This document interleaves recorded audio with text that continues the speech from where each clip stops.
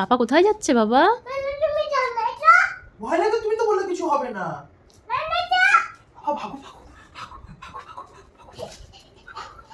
পাপাকে বাঁচাচ্ছে। পাপা যাচ্ছিল ক্রোকোডাইলকে মারতে, পাপাকে বাঁচিয়ে এনেছে। শার্ট করে দাও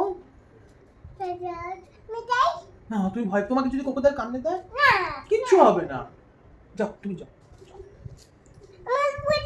তোমার ভয় লাগে?